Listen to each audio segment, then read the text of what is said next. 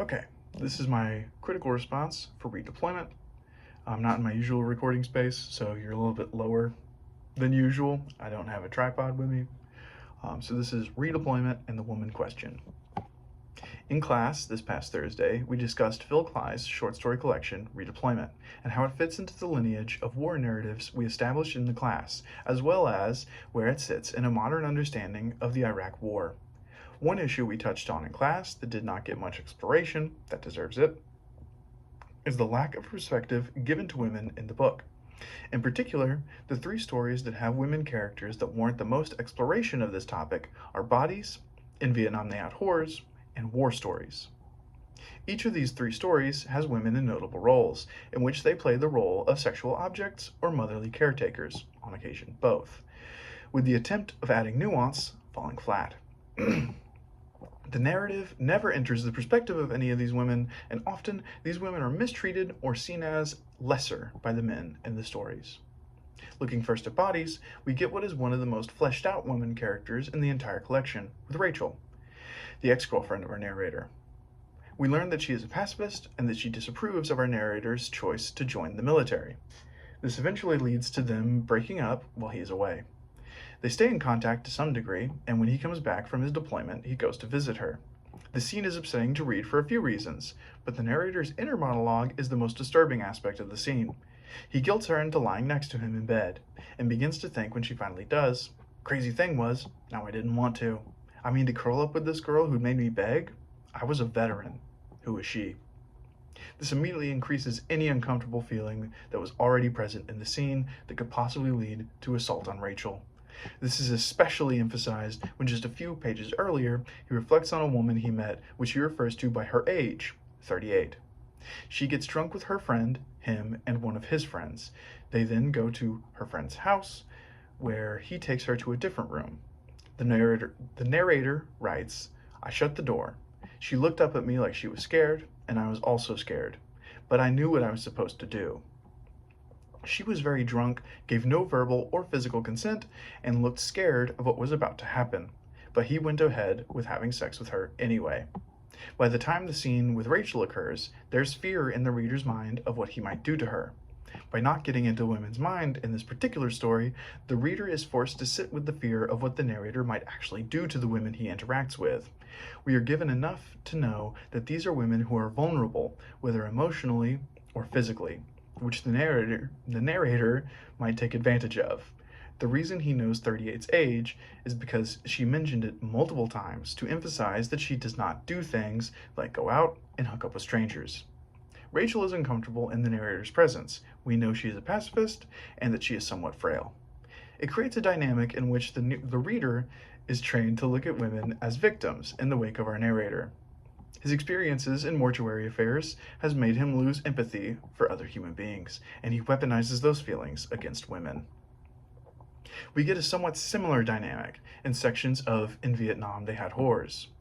There's a description from a Vietnam War veteran of how a fellow soldier heated coins and used them to burn a sex worker's genitalia, and there is a repeated motif of the male soldiers in Iraq desiring women to an extreme degree.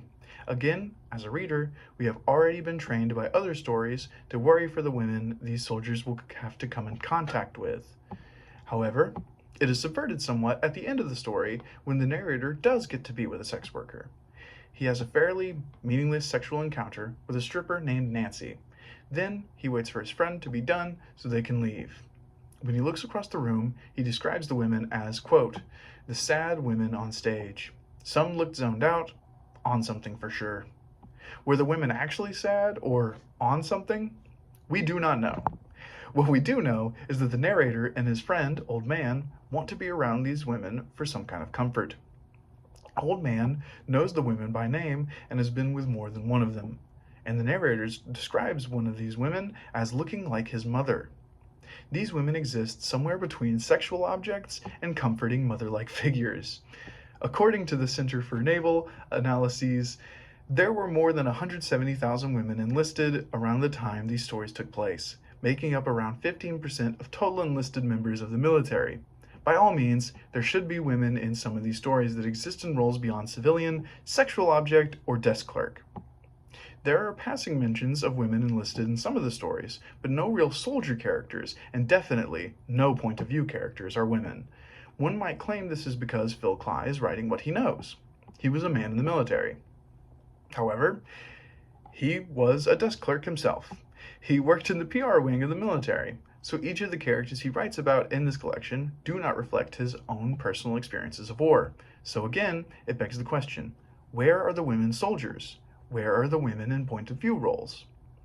While the framing of women in these stories does emphasize the moral corruption of these soldiers who volunteered to go abroad to kill other people, it has the side effect of creating an unintentional misogynistic message within the collection. That being that women are inherently victims of violent men.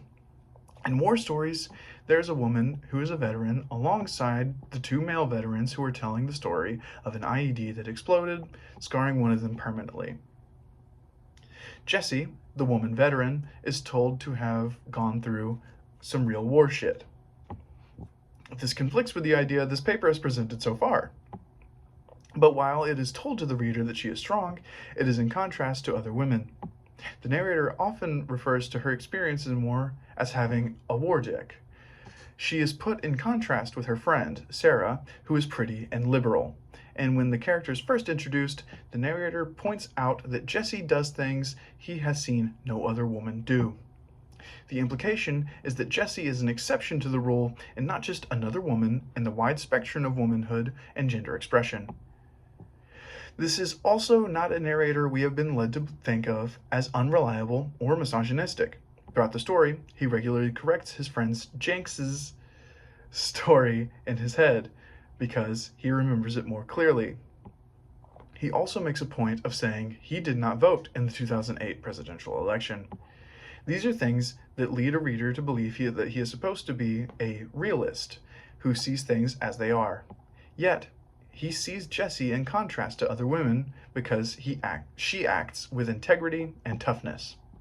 Phil Cly offers a look at morally compromised men that fought in Iraq, but stopped at that in the writing of Redeployment. Women are mistreated, ignored, or implicitly shown to be lesser than men. Rachel exists in bodies to make the reader scared that she might be sexually assaulted by the narrator. Nancy and the other sex workers in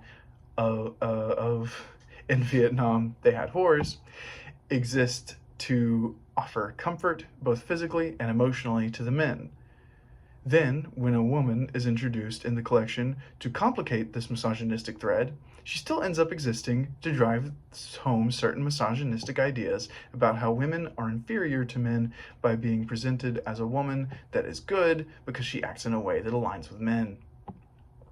Had the collection presented a story with the POV of with a woman POV character, a greater depth of understanding of the Iraq War and its effects on veterans could have been reached.